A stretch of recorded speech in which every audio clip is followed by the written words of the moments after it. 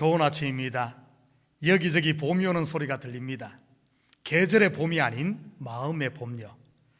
어떤 소리가 봄을 알리는 소리일까요? 저는 겨울에 물 흐르는 소리가 아닐까 생각합니다. 겨우내 얼어붙었던 개천이 녹으며 흐르는 맑은 물소리 말이죠. 우리는 지금 코로나 바이러스 19로 말미암아 얼어붙었던 겨울을 지나 봄을 맞고 있습니다.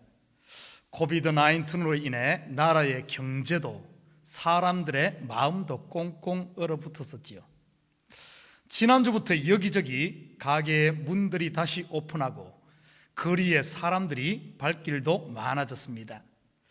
저는 오랜만에 반가운 개울물 소리를 듣는 것 같습니다. 봄이 오는 소리와 함께 농부들의 마음도 바빠지지요. 저도 농부인가 봅니다. 괜히 마음이 들뜨고 마음이 바빠지는 것을 보면요. 사도 바울도 자신을 농부로 비유하더군요. 한번 볼까요? 고린도전서 3장 6절부터 9절입니다. 나는 심었고 아볼로는 물을 주었으되 오직 하나님께서 자라나게 하셨나니 그런즉 심는 이나 물 주는 이는 아무것도 아니로되 오직 자라게 하시는 이는 하나님뿐이시니라.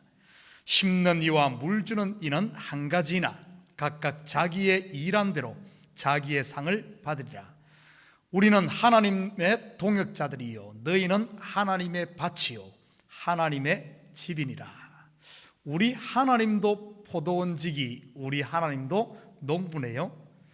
곧 새들이 찾아와 여기저기서 지저귀며 여러분의 가정에도 그리고 삶의 현장에도 웃음꽃들이 곧 피어날 줄 믿습니다. 혹시 아직도 겨울잠에서 덜 깬 분들이 있으시면 이제 일어날 시간이 된 것 같습니다.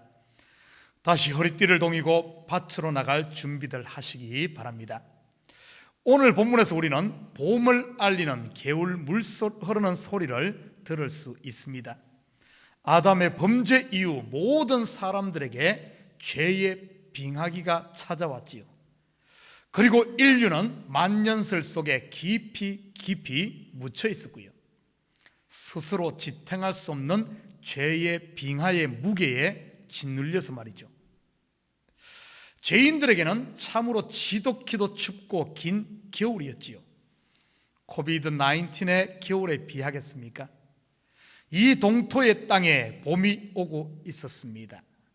오늘 본문을 통해 우리 함께 봄의 소리를 한번 들어보십시다. 오늘 본문 67절 같이 읽겠습니다. 그 붙인 사가랴가 성령의 충만함을 받아 예언하여 이르되 광야에서 세례 요한의 외침이 봄이 왔음을 알리는 새 소리라면 사가랴의 찬양은 봄이 오고 있음을 알리는 개울물 소리이지요.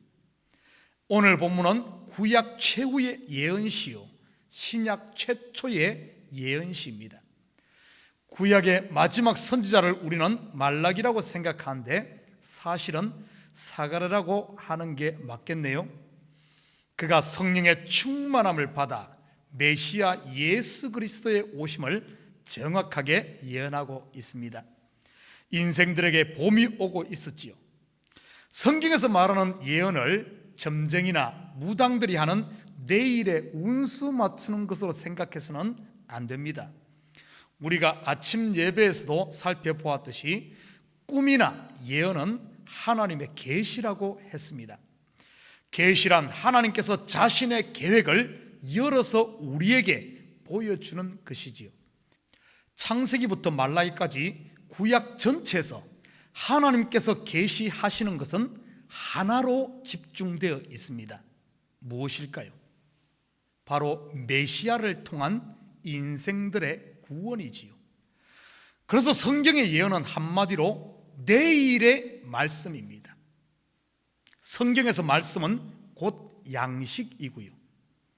내일의 양식, 바로 이것이 성경적 예언입니다. 성경의 내일의 양식이 어디에 나옵니까?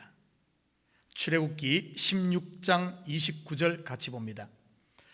볼지어다 여호와가 너희에게 안식일을 주므로 여섯째 날에는 이틀 양식을 너희에게 주는 것이니 너희는 각기 처소에 있고 일곱째 날에는 아무도 그의 처소에서 나오지 말지니라. 내일의 양식, 안식일의 주인으로 오신 분이 바로 예수 그리스도이지요. 우리는 지금 구약의 선지자들이 예언한 바로 그 양식을 먹고 사는 사람들입니다. 그 양식에 대해 성경은 이렇게 말합니다. 출애굽기 16장 24절입니다. 그들이 모세의 명령대로 아침까지 간수하였으나 냄새도 나지 아니하고 벌레도 생기지 아니한지라. 바로 안식일에 먹을 만나를 말하지요. 내일의 양식. 이 부분을 베드로 사도는 이렇게 소개하고 있습니다. 베드로전서 1장 23절에서 25절입니다. 너희가 거듭난 것은 썩어질 씨로 된 것이 아니요 썩지 아니할 씨로 된 것이니 살아있고 항상 있는 하나님의 말씀으로 되었느니라. 그러므로 모든 육체는 풀과 같고 그 모든 영광은 풀의 꽃과 같으니 풀은 마르고 꽃은 떨어지되 오직 주의 말씀은 세세토록 있도다 하였으니 너희에게 전한 복음이 곧 이 말씀이니라. 사랑하는 성도 여러분, 저와 여러분은 지금 내일의 양식 곧 생명나무 열매를 먹고 살고 있다는 사실입니다. 구약의 식구들에는 두루 도는 불칼로 막았던 그 생명 열매 말이지요. 선지자들의 예언을 들은 구약의 백성들은 이 날을 학수고대하며 살았습니다. 단 하루만 살아도 소원이 없겠다 하는 마음으로 이 날을 기다렸던 것입니다. 그런데 우리는 그 은혜의 해를 매일매일 매 순간순간 누리고 있지요. 일하던 사람에게 쉬는 날 하루는 정말 기다려지는 날입니다. 그런데 우리는 그 쉬는 날을 계속 누리고 살고 있다고나 할까요? 그런데 안타깝게도 막상 우리의 삶을 뒤돌아보면 그 은혜를 잊고 사는 경우가 참 많지요. 이것이 이 땅에 발을 딛고 사는 우리 인생들의 모습 같습니다. 저는 오늘 구약의 마지막 선지자 사가랴의 찬양을 통해 우리가 누리는 이 복이 얼마나 값진가를 깨닫는 시간 됐으면 좋겠습니다. 그래서 우리 입술과 삶에서 찬양의 향기를 품기는 이런 봄의 성도들이 되었으면 좋겠습니다. 68절 69절입니다. 찬송하리로다 주 이스라엘의 하나님이여 그 백성을 돌보사 속량하시며 우리를 위하여 구원의 뿔을 그 종 다윗의 집에 일으키셨으니. 10달 가까이 말 못하던 사가랴가 성령의 감동으로 입이 열려 외친 첫 마디가 찬송하리로다입니다. 구원의 감격을 맛본 사람의 외침이지요. 사도행전 3장 8절입니다. 뛰어서서 걸으며 그들과 함께 성전으로 들어가면서 걷기도 하고 뛰기도 하며 하나님을 찬송하니. 성전 미문에 앉아있던 안전뱅이 구원의 감격을 맛보자 하나님을 기뻐 뛰며 찬양합니다. 참 성도는 찬송으로 시작해서 찬송하며 살고 그리고 영원히 찬양한다는 사실입니다. 곧 시작과 끝이 하나님만 찬양하는 것이지요. 왜 이렇게 찬양할 수밖에 없을까요? 첫째는 우리를 돌보시고 그분이 우리를 속량하셨기 때문입니다. 여러분, 속량이라는 말은 영어로 ransom 아니면 redeem이라고 합니다. 히브리어로는 파다, 갈이라고 하는데 이는 포로나 노예를 대가를 주고 사서 그를 자유롭게 하는 것을 말합니다. 나라는 존재의 값어치는 얼마나 될까요? 세상이 매기는 가격 말고요. 2차 대전 나치 치하에서는 사람의 값을 비누 6장 값으로 계산했다는 기록도 있더군요. 나를 창조하신 나의 참 주인인 하나님이 매기는 나의 값 말이지요. 얼마일까요? 바로 하나님의 독생자의 가격, priceless. 쉽게 말해 예수짜리이지요. 여러분, 가게에서 물건 살 때 이렇게 묻잖아요. 아줌마, 이거 얼마짜리예요? 여러분은 얼마짜리입니까? 바로 예수 그리스도를 주고 바꾼 예수짜리. 하나님이 나를 평가하는 가격이죠. 그 값을 전부 하나님께서는 지불하셨습니다. 한 푼도 깎지 않고 한 푼도 남기지 않고 전부 지불했지요. 그리고는 우리를 사서 그냥 종으로 삼은 것이 아니라 우리를 자유하게 하셨지요. 여러분, 노예를 사서 자기 집 종으로 부리지 않고 자유케 했다는 말은 곧 그를 아들로 삼았다는 뜻입니다. 이 사실을 안다면 어떻게 그분을 찬양하지 않을 수 있겠습니까? 죄와 사망의 종에서 만군의 하나님의 아들이 되었는데 말이죠. 사랑하는 성도 여러분, 내 입에서 찬양이 거쳤다는 말은 곧 내 머리에서, 내 가슴에서 그분의 은혜를 잊어가고 있다는 뜻이지요. 점점 얼음이 녹아 따뜻한 봄을 맞아야 하는데 다시 꽃샘 추위에 우리의 마음을 얼어붙게 놔뒀어야 되겠습니까?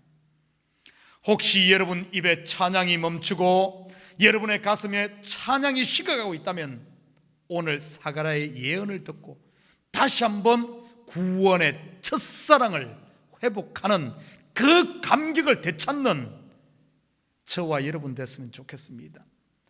아들의 값을 주고 나를 속량하신 그분의 사랑을요, 그래야 여러분의 마음과 가정과 삶의 현장에 화창한 찬양의 봄이 왔으면 좋겠습니다.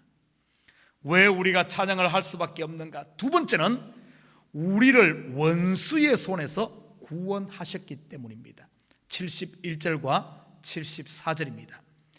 우리 원수에게서와 우리를 미워하는 모든 자의 손에서 구원하시는 일이라. 우리가 원수의 손에서 건지심을 받고, 성경의 선민 이스라엘의 역사를 보면 시사하는 바가 참으로 큽니다. 국토의 면적으로 보면 세계에서 꼴찌에서 몇 번째 되는 작은 나라가 이스라엘입니다. 그런데 그런 작은 나라 주변에는 세계 역사를 좌지우지했던 대제국들이 포진하고 있었지요. 애굽, 바벨론, 아수르, 헬라, 로마 제국. 그것만이 아닙니다. 이스라엘과 이웃한 나라들도 대부분 이스라엘과 대적 관계에 있었습니다. 블레셋, 에돔, 모압, 암몬, 아람, 시돈 등요. 이스라엘의 역사는 한마디로 이런 나라들과의 전쟁의 역사지요. 현재의 이스라엘도 마찬가지입니다. 사방으로 우겨 싸움 당한 이웃의 적국과 주변의 제국들 속의 이스라엘, 이것을 통해 하나님께서 무엇을 말하는 것일까요? 바로 하나님의 백성들의 모습을 보여주지요. 세상 가운데 그리스도인으로 사는 저와 여러분의 모습을요. 꼭 망망대해 한가운데 떠있는 조그만 돛담배라고는 할까요? 폭풍우 가운데 있는 작은 배. 그런데도 보십시오, 그 큰 파도가 이 작은 돛담배 하나를 삼키지 못합니다. 왜일까요? 바로 하나님의 손이 그 돛담배를 붙들고 있기 때문이지요. 여러분, 이 하나님의 손이 보이시나요? 고린도전서 10장 13절입니다. 사람이 감당할 시험 받기는 너희가 당할 것이 없나니 오직 하나님은 미쁘사 너희가 감당하지 못할 시험당함을 허락하지 아니하시고 시험당할 즈음에 또한 피할 길을 내사 너희로 능히 감당하게 하시느니라. 저는 요즘 이 말씀을 몸으로 느끼며 삽니다. 말씀 준비하는 데부터 시작해서 새로운 환경을 극복해 가야 하는 것까지 말이지요. 매일매일 설교 한 편씩 준비하는 것, 사실 매일에 한 명씩 낳는 것 같습니다. 때로는 제가 이런 생각이 들어요. 제가 닭장의 닭이 아닌가. 닭장의 닭들은 하루에 하나씩 알을 낳잖아요. 제가 이러다가 말씀에 알을 놓다가 이거 순교하는 거 아닌지 모르겠습니다. 그런데 신기하게도 하나님께서 감당하게 하시고 그때그때 피할 길을 주십니다. 때로는 말씀 준비하느라 하루 종일 씨름하기도 하는데, 또 때로는 보면 하나님께서 한순간 눈을 열어 마음을 열어 또 말씀을 깨닫게 하고 말씀을 주시는 것을 많이 경험하거든요. 코로나 바이러스로 교회가 모이지 못할 그때 난생 처음으로 줌이라는 화상회의 프로그램을 제가 배웠습니다. 이제 겨우 자신감이 붙어 편해지려고 하니 또 현장 예배와 온라인 예배를 동시에 들어야 하게 생겼습니다. 그래서 이 줌 예배는, 새벽 예배는 괜찮은데 주일 예배는 11시에 줌과 현장 예배를 같이 겸할 수가 없거든요. 그래서 주일 예배는 11시 예배를 동시로 이거 생방송을 해야 하는 그런 프로그램이 있습니다. 그게 바로 뭔가 하면은 OBS라는 오픈 브로드캐스트 소프트웨어라는 이런 기술인데, 이것을 활용해야만 우리 교회도 이제 현장 예배와 온라인 예배를 같이 할 수 있어요. 그래서 이 새로운 기술을 제가 또 배우고 있습니다. 지난주 몇 시간 아는 목사님으로부터 배웠는데, 배울 때는 다 이해가 되고 알겠는데 교회 와서 혼자 해보니 하나도 안 되더라고요. 다시 배워야 되겠습니다. 저는 확신합니다. 이것도 분명 배워서 풀어가리라 믿습니다. 이런 것 하나씩 하나씩 풀어갈 때마다 하나님의 손이 나를 붙들고 있다, 하나님께서 길을 인도하고 있다는 것이 느껴집니다. 그 하나님의 손을 보는데 어찌 찬양하지 않을 수 있겠습니까? 마지막으로 우리가 찬양하지 않을 수 없는 이유는 빛 대신 그분이 우리 속에 임하였기 때문입니다. 78절과 79절 같이 봅니다. 이는 우리 하나님의 긍휼로 인함이라. 이로써 돋는 해가 위로부터 우리에게 임하여 어둠과 죽음의 그늘에 앉은 자에게 비치고 우리 발을 평강의 길로 인도하시리로다 하니라. 우리 속에 하나님의 빛이 있으니 우리가 곧 빛이지요. 빛이 있는 곳에는 어둠이 열신하지 못한다는 사실을 기억하십시오. 이 빛은 우리의 길을 안전하게 인도하십니다. 마음의 두려움을 내어놓고 이 빛 가운데 감으로 말미암아 은혜와 평강이 있는 삶이 되기를 바랍니다. 사랑하는 성도 여러분, 여러분의 가슴에, 여러분의 가정에, 그리고 여러분이 속한 삶의 현장에 찬양의 향기가 흘러나오고 있는지 한번 확인해 보시기 바랍니다. 찬양은 그분이 행하신 놀라운 일을 알 때 자연스럽게 샘솟듯 솟아나는 것입니다. 기억하십시오. 성도는 찬양으로 시작해서 찬송하며 살다가, 그리고 찬양하며 이 땅의 인생을 마감하고, 그리고 하나님 앞에 영원히 찬양하는 존재라는 사실을요. 이 한 주간도 그분이 나를 위해 행하신 크고 놀라운 소식이 여러분 귀에 쟁쟁이 들려왔으면 좋겠습니다. 그리고 여러분의 눈이 열려 하나님의 그 놀라우신 능력의 손이 여러분을 붙들고 있다는 사실, 여러분을 안고 있다는 사실, 하나님의 손이 보이고, 그리고 여러분 마음 중심에 여러분 마음 가득히 정말 하나님이 행하신 이 놀라운 일들이 은혜와 감격으로 채워져서 이 한 주간도 찬양의 향기를 세상 가운데 풍기며 정말 기쁨을 전하는 이런 행복한 한 주가 되시기를 주님의 이름으로 축원드립니다. 같이 기도합니다. 사랑의 아버지 하나님, 참으로 감사를 드립니다.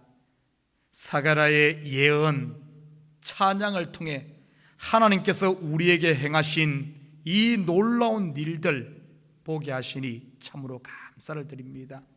아들의 값을 주고 우리를 사서 하나님의 아들 삼으신 하나님, 이 놀라운 은혜를 우리가 아는데 어찌 찬양하지 않을 수 있겠습니까? 하나님의 그 능력의 손이 나를 붙들고 있는데 원수들이 감히 얼씬 못하고 한 길로 왔다가도 7길로 도망가는데 어찌 찬양하지 않을 수 있겠습니까? 하나님, 이 한 주간도 빛 되신 주님이 우리 속에 오셔서 우리의 앞길을 환하게 비추며 나의 갈 길을 인도하시고 평강으로 채우시는데 어찌 찬양하지 않을 수 있겠습니까? 하나님, 이 한 주간도 찬양하며 사는 저희들 되게 하시고 찬양의 향기가 무럭무럭 풍겨나는 복된 한 주 되게 도와주시옵소서.